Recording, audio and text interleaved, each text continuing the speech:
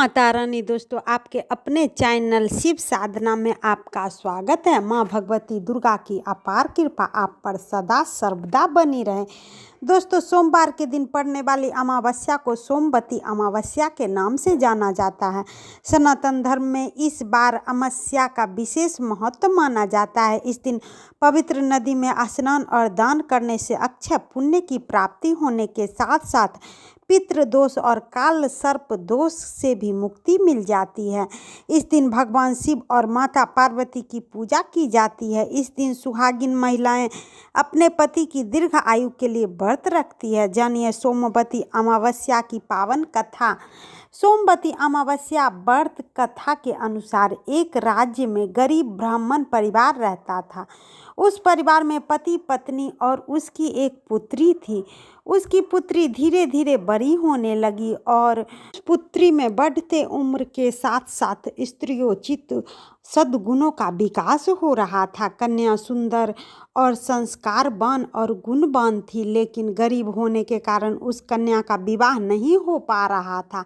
एक दिन ब्राह्मण उनके घर पर साधु महाराज पधारे।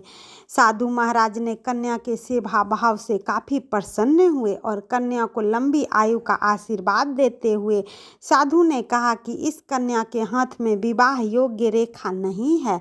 तब ब्राह्मण दंपति ने साधु से इसका उपाय पूछा।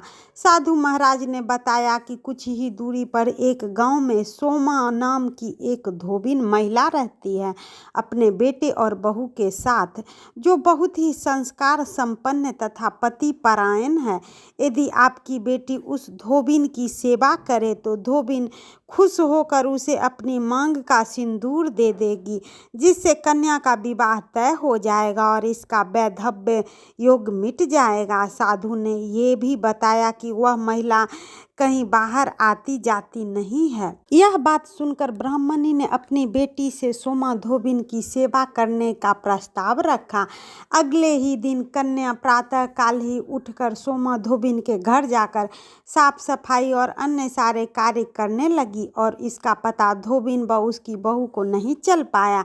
एक दिन सोमा धोबिन अपनी बहू से पूछती है कि तुम तो सुबह ही उठकर सारे कार्य कर लेती हो और पता भी नहीं चलता है। बहू ने कहा, माँ जी, मैंने तो सोचा कि आप ही सुबह सुबह सारे काम खुद ही खत्म कर लेती हैं। मैं तो देर से उठती हूँ। ये सब जानकर दोनों सास बहू हैरान हो गई और घर की निगरानी करने लगी कि कौन है जो सुबह ही घर का सारा काम करके चला जाता है। कई दिनों के बाद धोबिन ने देखा कि एक कन्या मुंह ढके अंधेरे में घर में आती है और सारे काम करने के बाद चली जाती है। तब वह न जाने लगी तो सोमा धोबिन उसके पैरों पर गिर पड़ी और पूछने लगी कि आप कौन हो और इस तरह छुपकर मेरे घर में चाकरी क्यों करती हो। तब कन्या ने साधु द्वारा कही सारी बात बताई। सोमा धोबिन पति परायण थी, अतः उसमें तेज था। वह तैयार हो गई। उसके पति का स्वास्थ्य थोड़ा खराब था, इसीलिए उसने अपने बहू से अपने लौट आने तक घर पर ही रहने को कहा।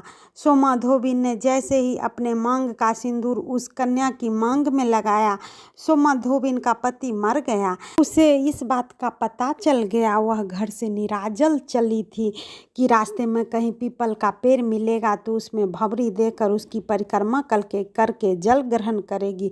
उस दिन सोमवती अमावस्या थी। ब्राह्मण के घर में पुए पकवान की जगह उसने ईंट के टुकड़े से 108 बार भंवरी देकर 108 बार पीपल के पेड़ की परिक्रमा की और उसके बाद जल ग्रहण किया। ऐसा करते ही धोबिन का पति फिर से जीवित हो उठा और पीपल के पेड़ की परिक्रमा के कारण कन्या को भी शुभ फल की प्राप्ति हुई।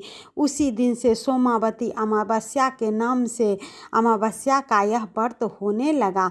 यह व्रत करने से सौभाग्य की प्राप्ति होती है और भगवान शिव और माता पार्वती भी प्रसन्न होते हैं। वीडियो अच्छी लगती है तो वीडियो को लाइक, सब्सक्राइब और शेयर अपने फैमिली और फ्रेंड के साथ जरूर करें। कमेंट बॉक्स में माता रानी का जयकारा लगाएं, जिससे आपके अंदर सकारात्मक ऊर्जा का वास हो। हर हर महादेव।